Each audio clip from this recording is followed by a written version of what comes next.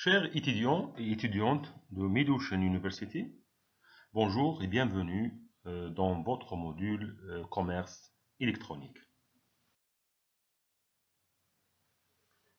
Dans ce cours d'aujourd'hui, nous aborderons un sujet très important dans le commerce électronique.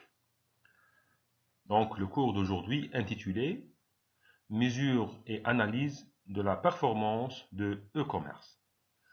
Donc aujourd'hui, on va entamer cet sujet qui concerne mesure et analyse de la performance de commerce électronique. Plan de cours. Premièrement, les indicateurs clés de performance, les KPI dans le e-commerce. Utilisation de Google Analytics pour le e-commerce. Suivi et analyse des données de vente et de trafic. Les tests A/B et optimisation des taux de conversion. Prise de décision basée sur les données dans le e-commerce et les indicateurs de performance, une nécessité pour piloter votre business. Donc ça c'est à peu près notre plan de cours. Une petite introduction. La mesure et l'analyse de la performance de l'e-commerce sont des éléments essentiels pour évaluer et optimiser les résultats d'une entreprise en ligne. Dans un environnement numérique en constante évolution, il est crucial de comprendre comment les performances d'un site de commerce électronique peuvent être mesurées, analysées et interprétées pour prendre des décisions éclairées et améliorer continuellement la performance de l'e-commerce.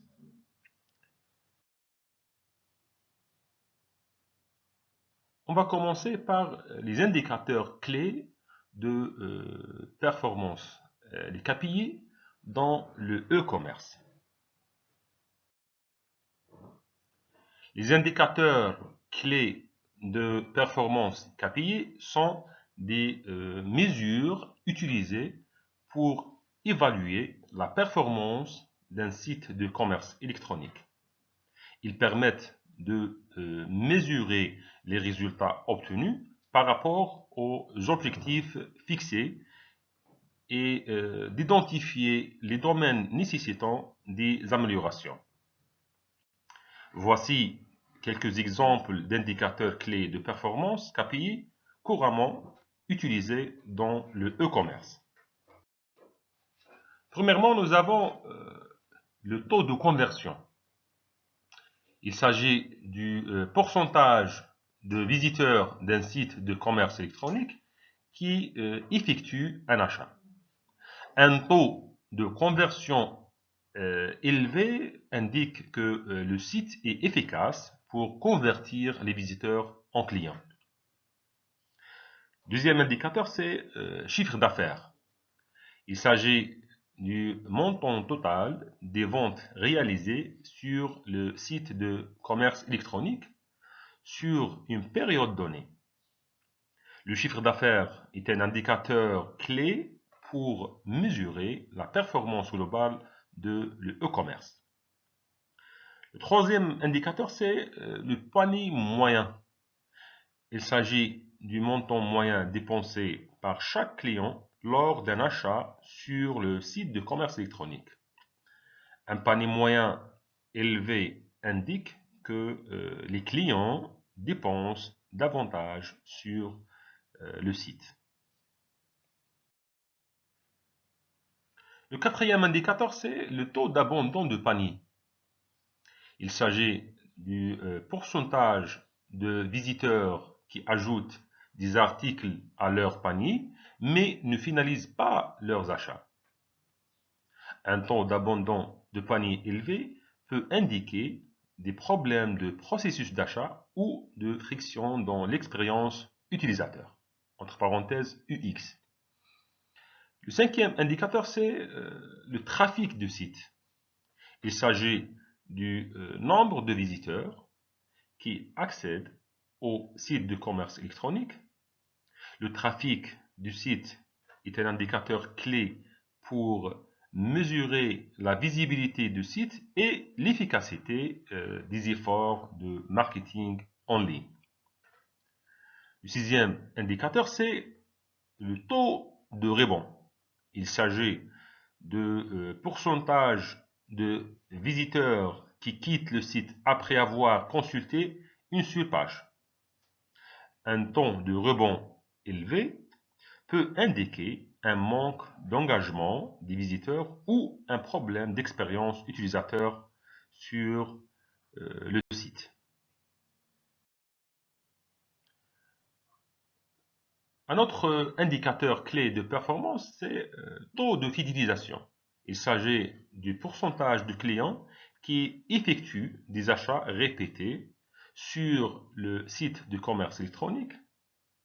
Un taux de fidélisation élevé indique que les clients sont satisfaits et continuent de revenir pour effectuer des achats supplémentaires. Donc, en résumé, il est important de sélectionner les indicateurs de performance, les KPI, les plus pertinents en fonction des objectifs et du contexte spécifique de chaque entreprise en ligne.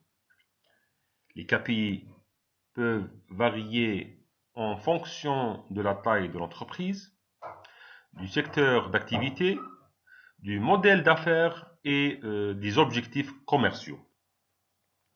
Une fois les KPI identifiés, il est essentiel de les mesurer régulièrement, d'analyser les résultats et de prendre des actions appropriées pour optimiser la performance de l'e-commerce et atteindre les objectifs fixés. Deuxième axe de ce cours, c'est l'utilisation de Google Analytics pour le e-commerce. Comme vous savez que Google donne des services, service Gmail, service Drive, service de cloud, de stockage. Donc, il y a un service qui s'appelle Google Analytics qui nous aide à améliorer les indicateurs, si vous voulez, de performance de notre site de commerce électronique. Google Analytics est un outil puissant et largement utilisé pour mesurer et analyser les performances d'un site de commerce électronique. Il offre des fonctionnalités spécifiques pour le suivi et la mesure des données relatives à la commerce ou bien à commerce électronique, ce qui permet aux entreprises en ligne de mieux comprendre le comportement des utilisateurs, d'optimiser leur site web et de prendre des décisions éclairées pour améliorer leur performance en ligne. Donc, voici quelques utilisations courantes de Google Analytics pour le e-commerce. Nous avons, premièrement, suivi des objectifs de conversion. Google Analytics permet de configurer et de suivre les objectifs de conversion tels que les achats réalisés, les formulaires remplis, les inscriptions aux newsletters, etc. Cela permet de mesurer le taux de conversion du site, d'identifier les pages qui convertissent le mieux et celles qui ont besoin d'amélioration. Deuxième chose, c'est analyse du comportement des utilisateurs. Donc, Google Analytics offre des informations détaillées sur le comportement des utilisateurs sur le site de commerce électronique, tels que les pages visitées, le temps passé sur le site, les chemins de conversion, etc. Cela permet de comprendre comment les utilisateurs interagissent avec le site et d'identifier les éventuelles frictions dans l'expérience utilisateur. Nous avons aussi analyse de sources de trafic.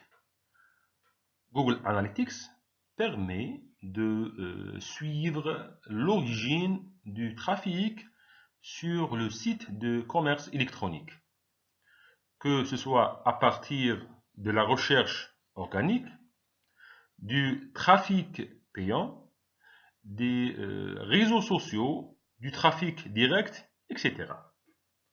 Donc, dans la figure ou bien l'image, quelques sources de trafic direct sur un site de commerce électronique. Donc, nous avons les HTTPS, nous avons les pages, les réseaux sociaux. Donc, il y a plusieurs sources, presque 6 types de sources de trafic direct. Cela permet d'évaluer l'efficacité des efforts de marketing en ligne et optimiser les investissements en marketing digital.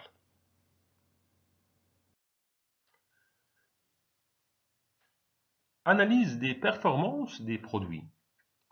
Google Analytics permet de suivre les performances des produits individuels tels que les ventes, les vues, les ajouts au panier, etc. Cela permet de comprendre quels produits se vendent le mieux, quelles sont les tendances d'achat des clients et d'optimiser la présentation des produits sur le site.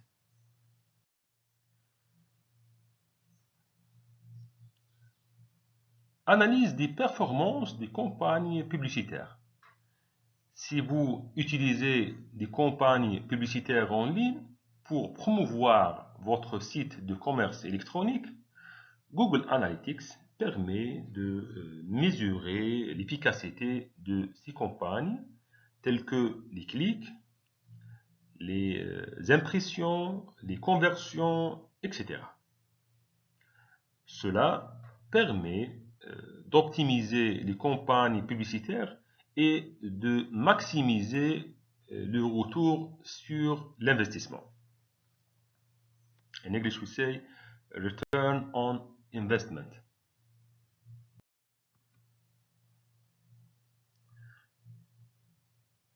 Le tableau de bord personnalisé. Donc, Google Analytics permet de créer des tableaux de bord personnalisés pour visualiser les données clés de e-commerce en temps réel. Cela permet de surveiller la performance du site de commerce électronique d'un seul coup d'œil et de prendre des décisions éclairées pour optimiser la performance en ligne.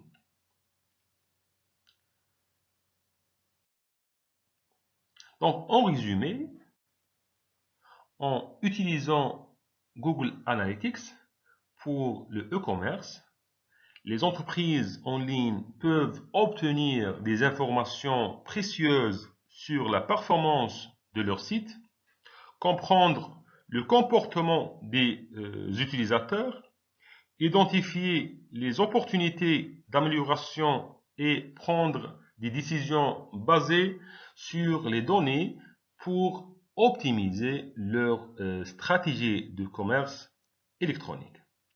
Il est important de bien configurer et d'utiliser Google Analytics de manière appropriée pour obtenir des données précises et exploitables.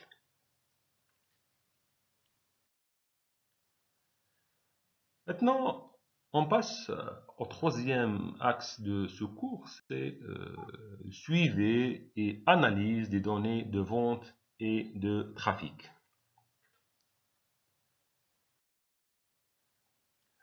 Le suivi et l'analyse des données de vente et de trafic sont des éléments essentiels dans la gestion d'un site de commerce électronique.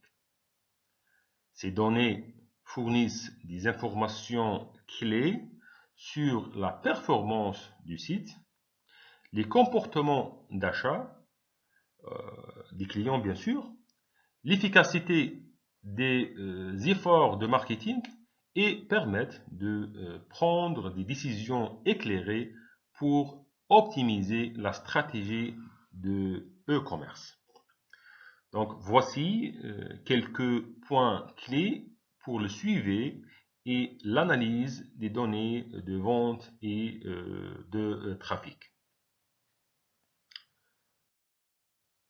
Premièrement, suivi des ventes. Il est important de mettre en place un suivi précis des ventes réalisées sur le site de commerce électronique. Cela peut être fait en utilisant des outils d'analyse web tels que Google Analytics, des plateformes de commerce électronique intégrées ou des solutions de gestion des commandes. Le suivi de vente permet de mesurer le chiffre d'affaires, les volumes de vente, les taux de conversion, les paniers moyens et d'obtenir une vue globale de la performance commerciale du site.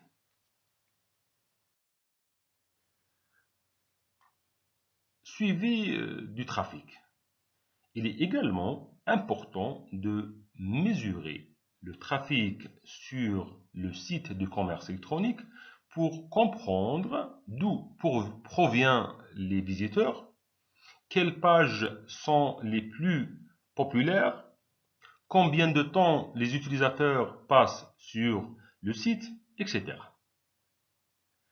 Cela peut être réalisé à l'aide d'outils d'analyse web tels que Google Analytics qui permettent de suivre le trafic organique, le trafic payant, le trafic direct, le trafic provenant des réseaux sociaux et d'autres sources de trafic.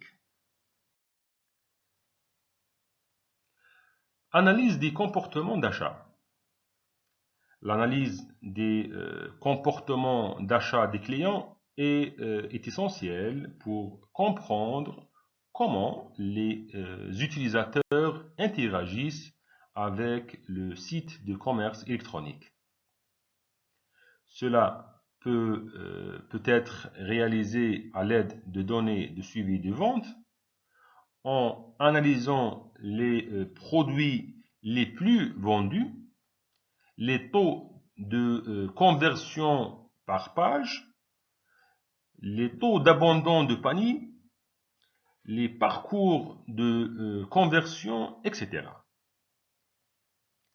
Cela permet d'identifier les points forts et les points faibles de l'expérience utilisateur et d'optimiser le processus d'achat pour améliorer la performance commerciale. Suivi des efforts de marketing. Il est important de mesurer l'efficacité des efforts de marketing en ligne tels que les campagnes publicitaires, les actions de marketing par email, les activités sur les réseaux sociaux, etc. Cela peut être réalisé en utilisant les données de suivi de trafic, les taux de conversion, les codes de suivi des campagnes, etc. Cela permet de comprendre quelles sont les sources de trafic et les campagnes les plus performantes et d'optimiser les investissements en marketing pour maximiser le retour sur investissement.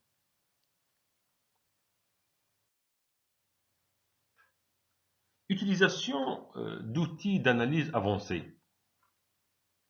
En plus de Google Analytics, il existe d'autres outils d'analyse avancés tels que Hotjar, Crazy Egg ou Optimizely, qui permettent de réaliser des tests A/B, des heatmaps, des enregistrements de sessions et d'autres analyses avancées pour comprendre en détail le comportement des utilisateurs sur le site de commerce électronique.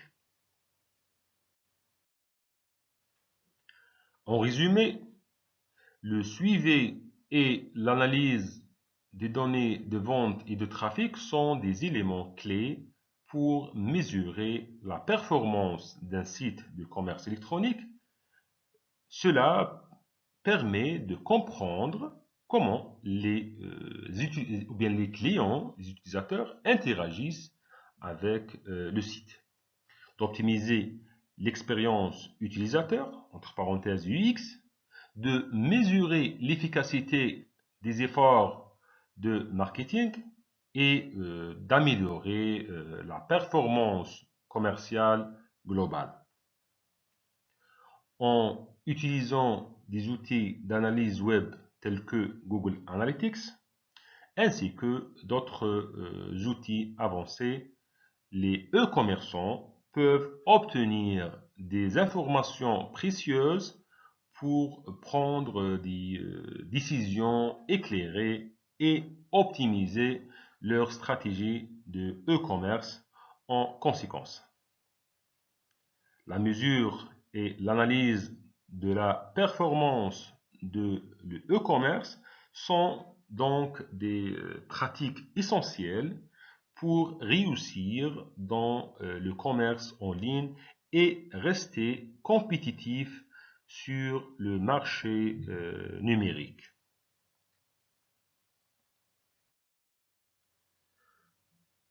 Maintenant, on passe au quatrième axe de ce cours qui concerne tests A/B et optimisation des taux de conversion.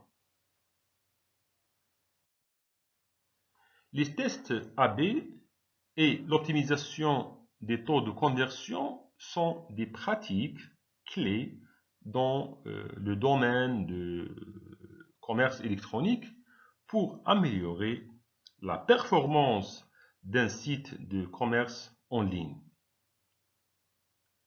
Les tests A/B consistent à comparer deux variantes d'une même page ou d'un même élément sur une page comme un bouton d'appel à l'action, un titre, une couleur, etc. afin de déterminer laquelle génère les meilleurs résultats en termes de conversion. L'optimisation des taux de conversion, quant à elle, vise à maximiser le pourcentage de visiteurs d'un site qui réalise une action souhaitée, comme effectuer un achat, s'inscrire à une newsletter ou remplir un formulaire.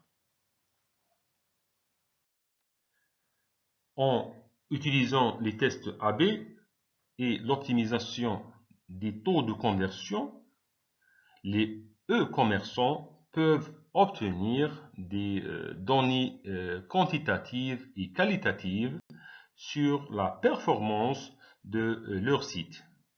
Identifier les éléments qui fonctionnent bien et ceux qui peuvent être améliorés et prendre des décisions basées sur des preuves pour optimiser leur site en conséquence. Cela peut aider à améliorer l'expérience utilisateur, à augmenter les taux de conversion, à générer plus de ventes et à maximiser le retour sur l'investissement des efforts de marketing en ligne. Il existe de nombreux outils et plateformes disponibles pour réaliser des tests A/B et optimiser les taux de conversion, tels que Google Optimizer, ou bien Google Optimize, Optimizely et bien d'autres.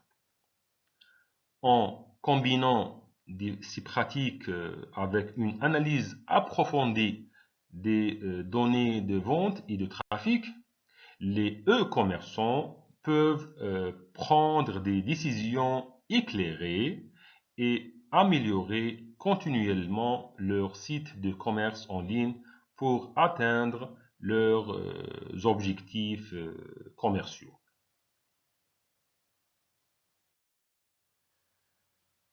Maintenant, on passe au cinquième axe de ce cours sur prise de décision basée sur les données dans le e-commerce. La prise de décision basée sur les données est essentielle dans le domaine de l'e-commerce pour optimiser la performance d'un site de commerce en ligne et maximiser les résultats commerciaux. En utilisant les données collectées à partir de diverses sources, telles que les données de vente, les données d'analyse web, les données de comportement des utilisateurs, les données de feedback des clients et d'autres indicateurs clés de performance KPI. Les e-commerçants peuvent prendre des décisions éclairées et informées pour améliorer leur site et leur stratégie de commerce en ligne.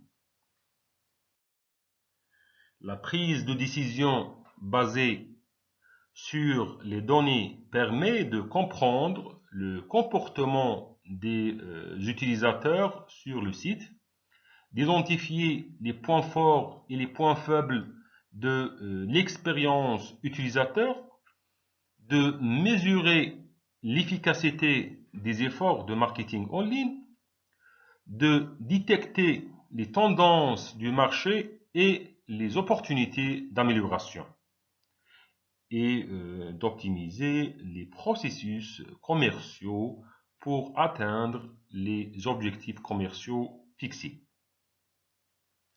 En utilisant des outils d'analyse web tels que Google Analytics, les e-commerçants peuvent obtenir des informations précieuses sur les performances de leur site, les conversions, les taux de rebond, les comportements de navigation, les sources de trafic et bien d'autres données pertinentes. La prise de décision basée sur les données permet également de réaliser les tests A/B et d'optimiser les taux de conversion. Comme mentionné précédemment, pour améliorer continuellement l'expérience utilisateur et maximiser les résultats commerciaux. En analysant les données de manière régulière et approfondie, les e-commerçants peuvent prendre des décisions éclairées, ajuster leur stratégie en temps réel et améliorer constamment leur site de commerce en ligne pour rester compétitif sur le marché numérique. En résumé, il est important de souligner que la prise de décision basée sur les données ne se limite pas uniquement à analyser ou bien à l'analyse quantitative des données, mais peut également inclure l'analyse qualitative des données de feedback des clients, les évaluations des utilisateurs, les commentaires sur les réseaux sociaux, etc. En combinant les données quantitatives et qualitatives, les e-commerçants peuvent obtenir une vue complète et holistique de la performance de leur site de commerce en ligne, ce qui leur permet de prendre des décisions mieux informées et d'optimiser leur stratégie pour obtenir les meilleurs résultats commerciaux possibles. Maintenant, le dernier axe de ce cours est le plus important. La question qui se pose ici, quels sont les indicateurs de performance? Une nécessité comme une nécessité pour piloter votre business. Maintenant, on va détailler ces indicateurs de performance. On va essayer d'expliquer chaque indicateur à part. Premièrement, nous avons en premier analysé les visites, les KPI à prendre en compte. Donc, développer son trafic d'affaires est indispensable pour asseoir une entreprise de type e-commerce. Cependant, c'est insuffisant. Les dirigeants doivent s'intéresser à la rentabilité de leurs opérations marketing, à la pertinence de leur site web, à la qualité de la rentabilité de leurs produits, etc. L'analyse du comportement d'achat ou de visite des clients et prospects apporte souvent de nombreux enseignements. Quant au ratio financier, le e-commerce dispose aussi de ses propres KPI pour juger de la performance économique globale comme logistique. Tous ces KPI e-commerce aident à prendre des décisions et à mettre en place des actions correctives quand vous n'atteignez pas vos objectifs. Transformer les visiteurs de votre site en clients, voilà un des premiers objectifs de votre boutique en ligne. Pour cela, il faudra conjuguer un bon ciblage publicitaire, entre parenthèses, attirer les bonnes personnes sur votre site et un parcours d'achat bien optimisé. Plusieurs KPI, indicateurs de performance, vous permettront d'analyser et jauger la qualité des visiteurs qui arrivent sur votre site ainsi que l'efficacité de votre parcours client étape par étape en détectant d'éventuelles failles. Maintenant, le premier élément, c'est quantifier les visites. D'un point de vue quantitatif, vous pouvez mesurer le trafic, c'est-à-dire le nombre de visiteurs et le nombre de pages vues sur votre boutique en ligne. Google Analytics peut vous fournir des informations sur mesure à ce sujet. Vous pouvez aussi différencier les nouveaux visiteurs vs les visiteurs connus, bien par rapport aux visiteurs connus.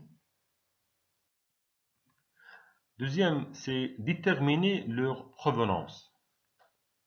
Le suivi de KPI, indicateurs de performance, de ce type est intéressant canal par canal.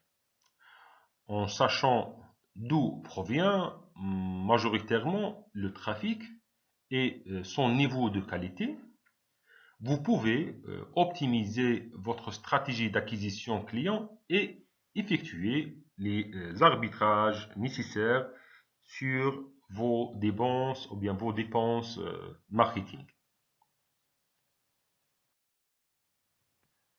Une fois, ou bien le deuxième, c'est les KPI révélant l'engagement de vos visiteurs. C'est le deuxième type d'indicateur. Une fois que vous avez quantifié le nombre de visiteurs de votre site e-commerce et les sources de trafic dont ils proviennent, vous pouvez aller plus loin et mesurer leur engagement. Quand on parle engagement et pourquoi suivre ce KPI en e-commerce. Le premier type, ou bien le premier indicateur, c'est les indicateurs de niveau d'activité de vos visiteurs. L'engagement permet de mesurer les actions et les interactions effectuées par l'utilisateur lors de sa visite. Différents types d'interactions peuvent être mesurés, tels que, par exemple, le scroll, entre parenthèses, défilement vers le bas notamment, et sa profondeur, vous pouvez la définir en pourcentage. Aussi, les clics sur des boutons d'action, call to action, le temps passé sur site, la navigation entre les pages, l'utilisation visite d'autres pages, le visionnage d'un contenu, d'une vidéo par exemple. Donc, mesurer l'engagement vous permet donc en premier lieu de différencier les visiteurs actifs des visiteurs inactifs sur votre site.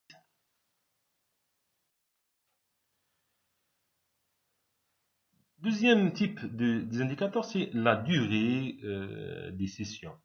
C'est très important, hein. Plus l'internaute reste longtemps sur vos pages web, plus vous le fidélisez et plus la chance de convertir en client augmente. Pour calculer cet indicateur clé, divisez le temps total passé par les visiteurs sur une période par la quantité de visites. Vous pouvez ainsi estimer la valeur du contenu mis à disposition sur le site. Donc, dans cette figure de Google Analytics, nous avons quatre indicateurs. Le nombre de visites uniquement à gauche, puis la colonne des nombres, le nombre de visites, puis mesure de l'engagement et durée de la visite. Donc, par exemple,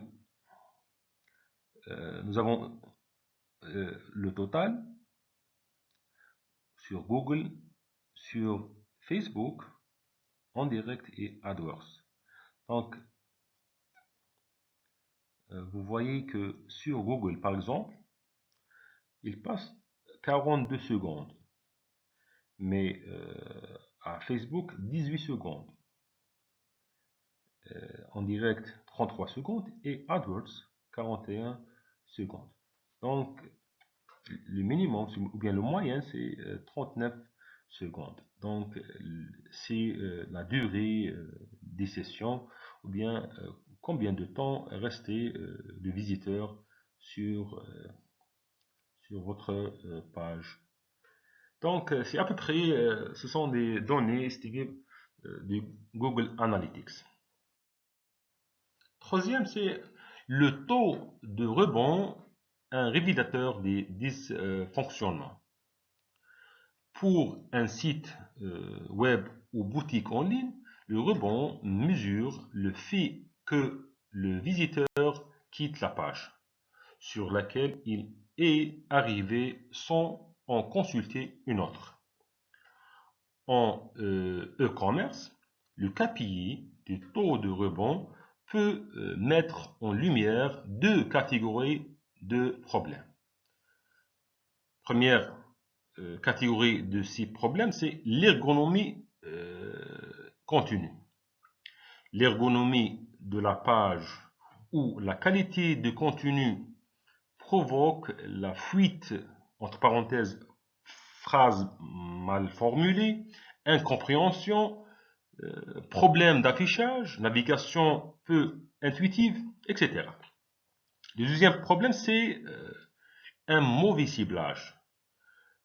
Vos campagnes d'acquisition n'attirent pas les bonnes personnes sur votre site. Le visiteur n'est tout simplement pas intéressé et quitte votre boutique en ligne. Considérez que votre taux de rebond doit rester en dessous de 40%. Donc 40%, c'est le taux de rebond.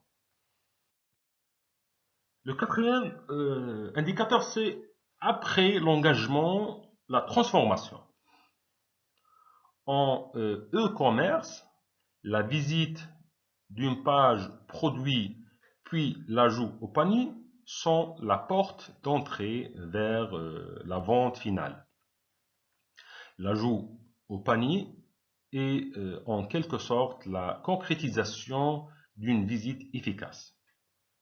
Les étapes suivantes, l'ajout au panier en bas du funnel de vente e-commerce. Saisissez des coordonnées de livraison, paiement, relève davantage de la transformation que de l'engagement. Pour mieux visualiser et pour rappel, voici le funnel de vente e-commerce ci-dessus. Donc, dans cette figure, on peut voir le funnel de vente en e-commerce. À gauche, en haut du funnel, nous avons total des visites. Au milieu du funnel, nous avons visite page produit et visite avec ajout au panier. Et au bas du funnel, à droite, nous avons visite avec achat. Et ça, c'est l'essentiel de ce indicateur. Le fait de transformation un visiteur sur votre site en un acheteur constitue la principale conversion. Ce processus passe par plusieurs étapes. Observez le comportement de l'internaute à chaque phase du parcours client afin de comprendre pourquoi la conversion n'aboutit pas dans certains cas et à quelle étape l'utilisateur abandonne son acte d'achat. La conversion peut correspondre à d'autres étapes que l'achat en lui-même. Vous pouvez suivre des objectifs comme l'inscription à un formulaire, le clic sur une page de vente ou l'ajout d'un produit dans le panier. Ainsi, le taux de conversion d'une landing page mesure l'efficacité globale de cette page d'atterrissage. Troisième type de clé, c'est des indicateurs, c'est les KPI d'analyse de la conversion en e-commerce. Donc, premièrement, nous avons le taux de clic CTR sur les boutons Call to Action. Suivez les clics des visiteurs sur les différents boutons d'appel à l'action CTA. Vous connaîtrez ainsi leur pertinence. De mauvais taux de clics mettent en évidence le besoin de réaliser des modifications. Vous pouvez améliorer le texte des boutons UX Writing, mais aussi revoir leur position dans la page, la taille ou la couleur, par exemple. Donc, c'est button Call to Action. Deuxième, c'est le taux d'abandon du panier. Le e-commerçant peut constater un trafic important sur sa boutique en ligne, mais que des produits restent dans le panier sans validation. Toute la stratégie marketing déployée doit pourtant conduire jusqu'à la vente. Le KPI, taux d'abandon du panier, mesure ainsi le pourcentage de visiteurs qui quittent le site sans finaliser leur achat. C'est généralement un taux élevé.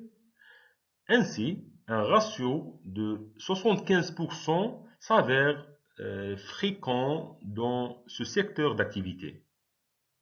Différentes techniques de growth hacking peuvent être mises en place pour tenter de faire revenir les abandonnistes dans leur parcours d'achat et gagner de nouveaux clients. Donc, c'est presque le même funnel, mais comme vous voyez dans cette figure, le plus important, c'est le taux d'abandon de panier, c'est comment garder ces visiteurs pour finaliser leur action d'achat, ou bien pour finaliser l'opération d'achat dans le site. Troisième indicateur dans les KPI d'analyse de la conversion en commerce électronique, c'est le taux de conversion finale, un KPI essentiel pour mesurer les ventes. Cet indicateur clé mesure généralement le nombre de visiteurs nécessaires pour obtenir un nouveau client. En suivant ce KPI par canal d'acquisition, vous disposez d'informations plus fines. Les étapes finales du funnel permettront de voir à quel moment vous avez le plus de points de fuite drop-off. Au moment de l'ajout au panier, au moment de la saisie des coordonnées de la livraison, par exemple, ou au moment de paiement. Donc, nous avons cette équation, visite fois conversion fois panier moyen est égal à un achat réalisé. Donc, c'est très important de passer ou bien de poser quelques questions au moment de l'ajout du panier. Est-ce que au moment de la saisie de coordonnées de livraison, au moment du paiement, donc c'est un indicateur très important pour mesurer les ventes. Donc, voici analyse des étapes finales du funnel. Donc, nous avons 100% page panier en bleu, en couleur bleue. puis 70,3% des coordonnées, 60% étape de paiement et 18% presque page de remerciement, vente, c'est-à-dire un vente réalisée. Donc, vous voyez le couleur bleue de 100% dans la page panier vers 18% seulement dans page de remerciement ou bien lorsqu'il y a une vente réalisée.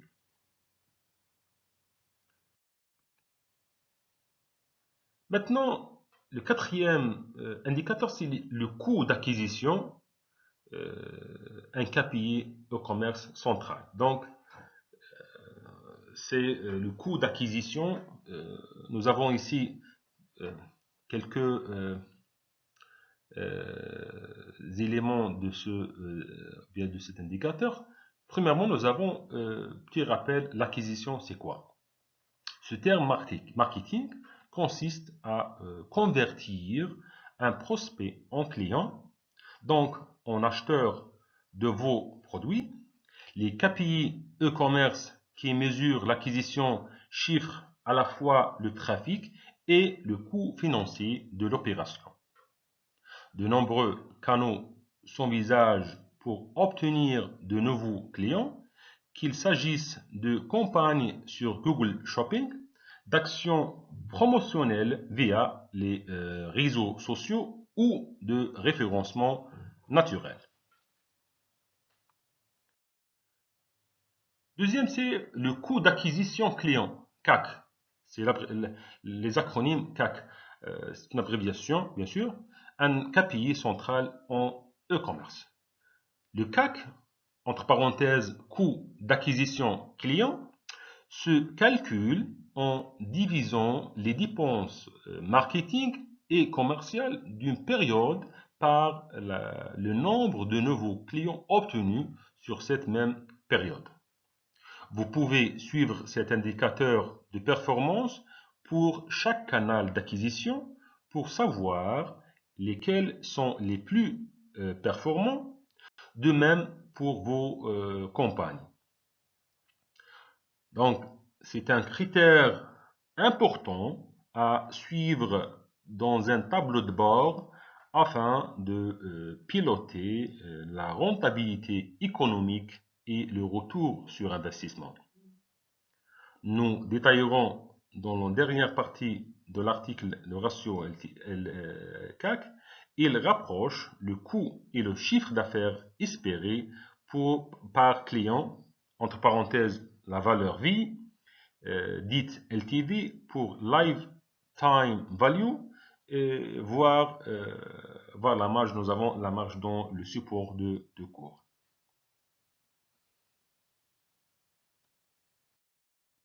Donc, nous avons ici exemple de reporting CAC par source. Donc, nous avons Google Shopping, Meta, Instagram, Facebook Ads, TikTok Ads et le total. Donc, nous avons ici dépenses d'acquisition, les prix ou bien les chiffres en euros, nombre de ventes, le chiffre d'affaires généré et le coût d'acquisition en euros et le panier moyen.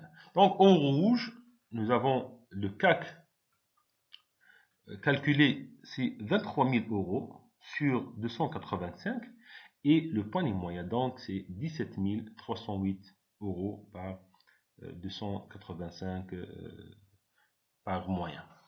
Donc, le CAC, c'est un indicateur très important pour mesurer la performance ou bien pour mesurer la performance d'un commerce. Le cinquième type des KPI, c'est les KPI pour suivre la rétention des clients.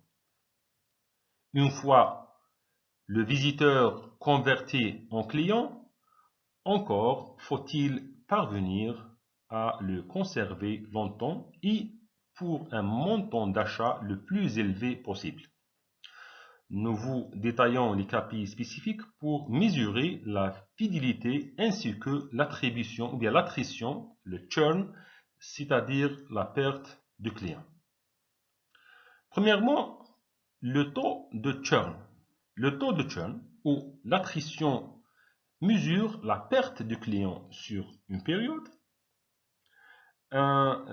Ça fonctionne à base d'abonnement et c'est exactement quand un client s'en va, contrairement à une boutique en ligne.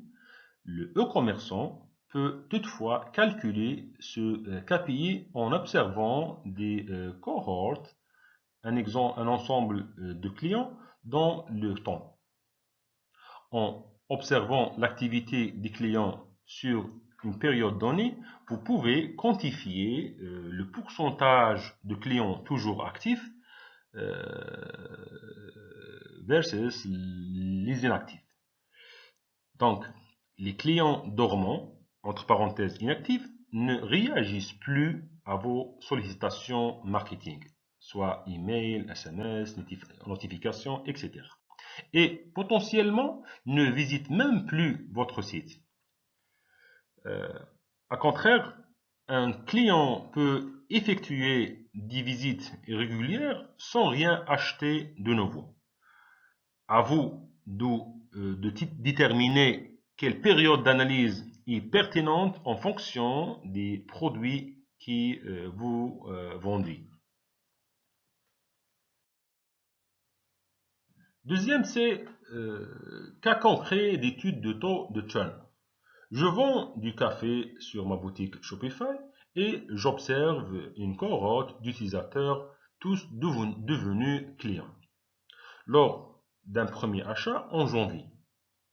Mois après mois, je vais constater la hausse du pourcentage d'utilisateurs inactifs. Dans notre exemple, le café est un produit de consommation rapide. Si les clients de janvier n'ont toujours pas racheté de café en mars, c'est donc qu'ils sont allés se fournir ailleurs pour diverses raisons. Par exemple, prix, concurrence, qualité du produit, délai de livraison, mauvaise expérience, etc. Je peux donc mettre en place des actions marketing visant spécifiquement à les fidéliser et les réactiver pour générer des ventes additionnelles.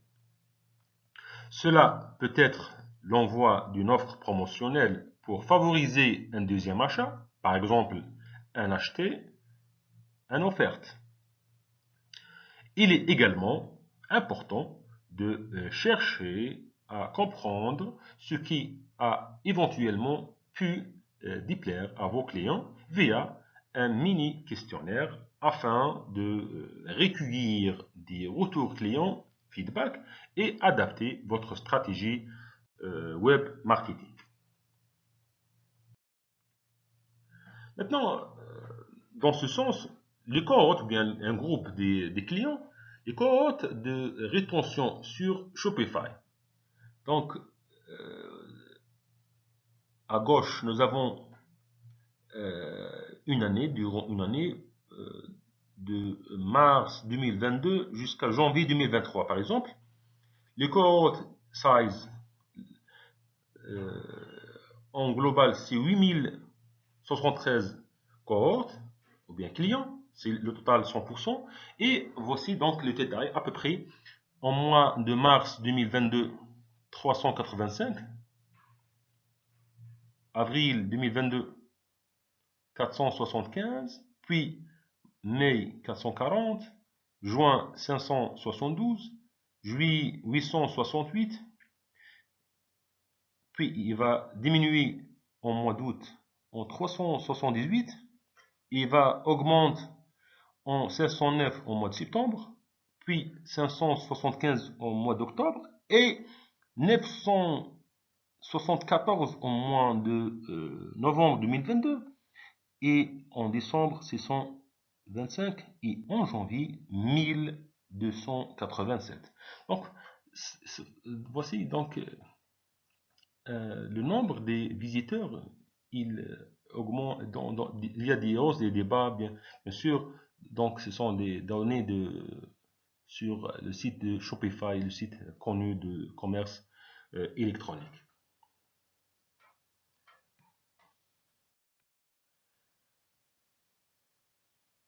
Le troisième KPI de ce type, c'est le taux de fidélisation ou taux de rétention, CRR.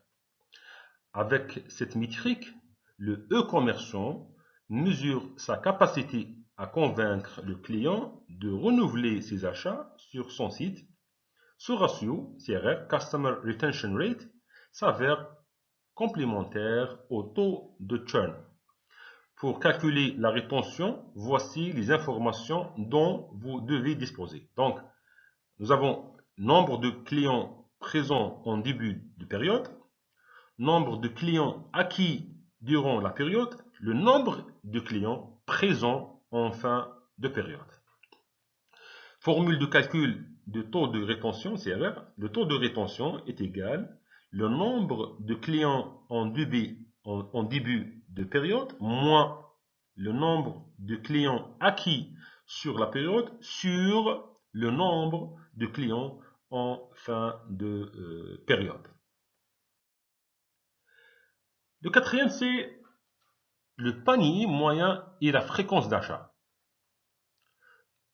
Plus le client est fidèle, plus le montant de ses achats augmente.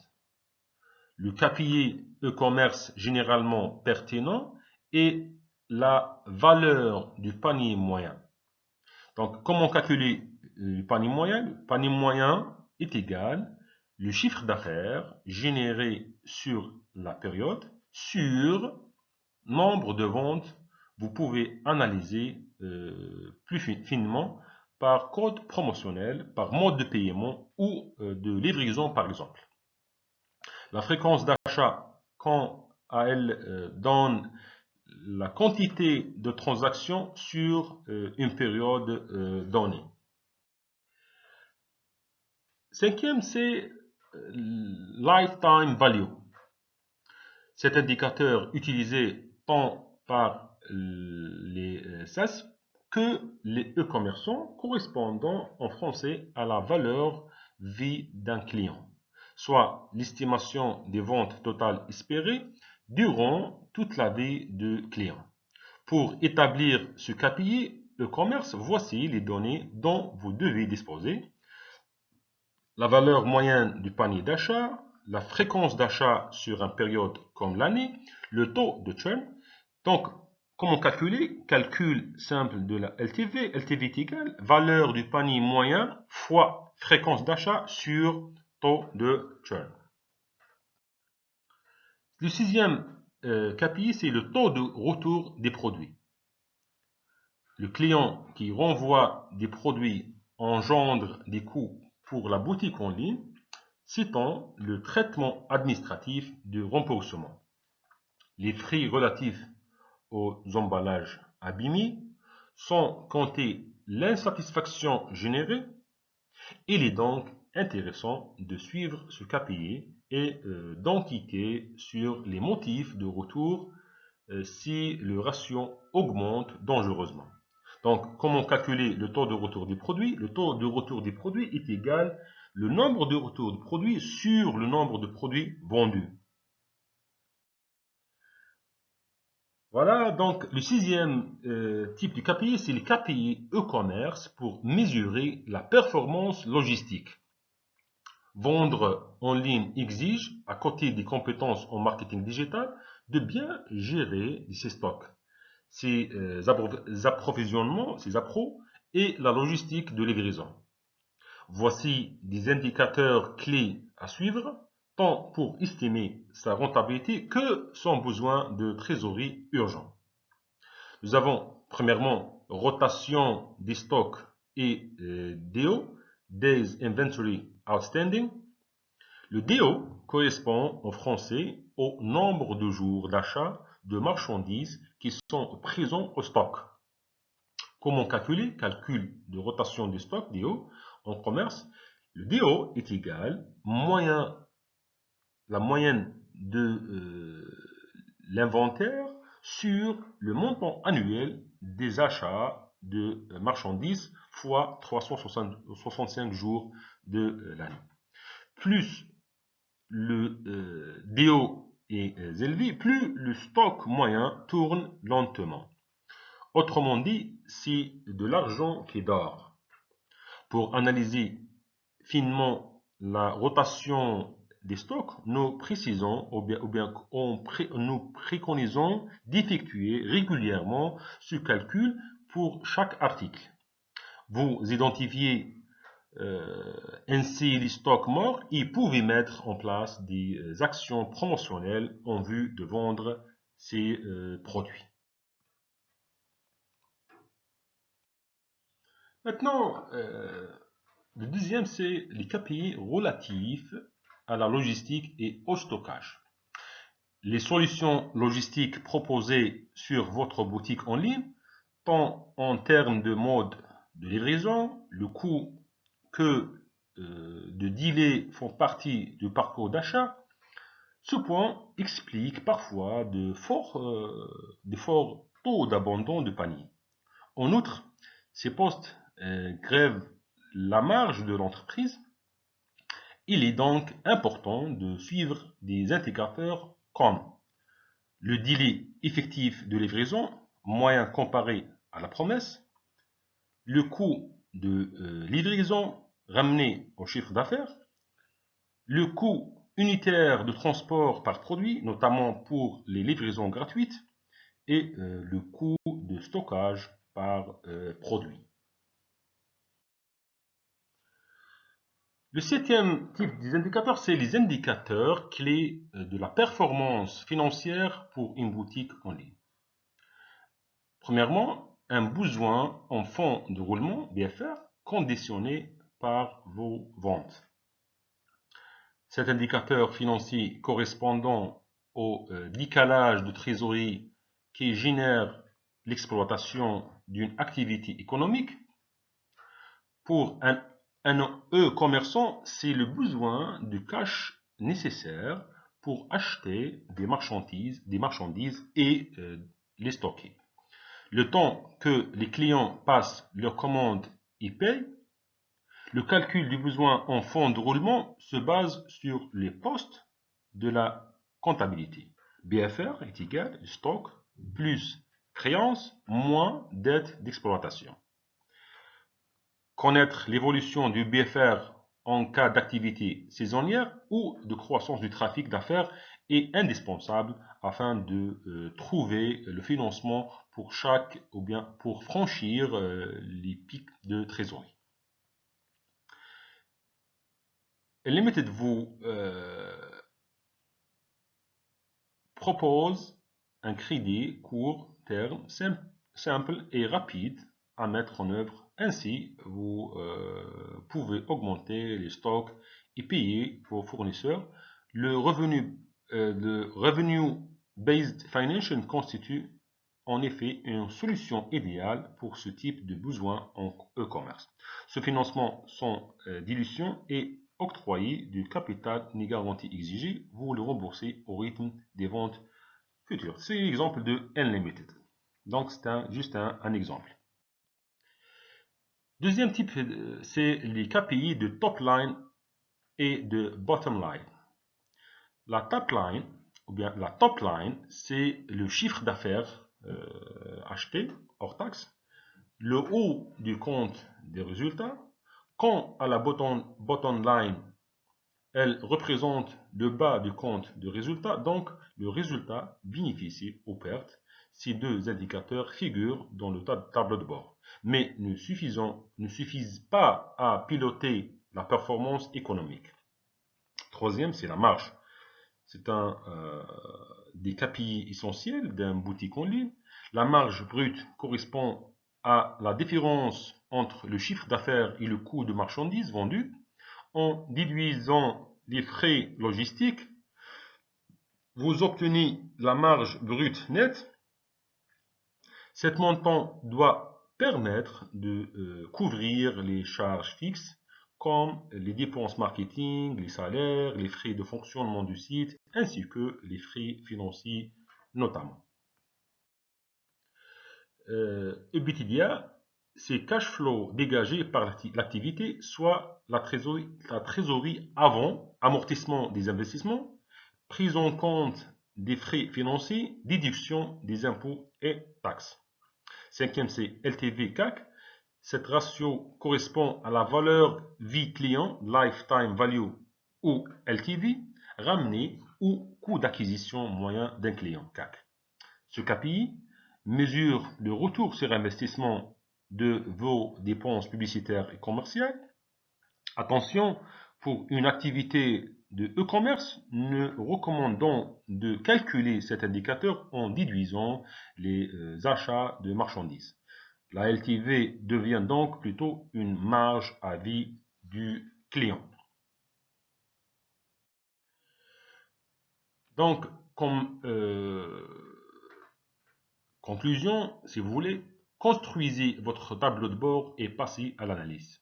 Avec tous ces KPI pour e-commerce, bâtissez votre reporting, fixez vos métriques, donc des objectifs, c'est-à-dire objectifs SMART, bien sûr.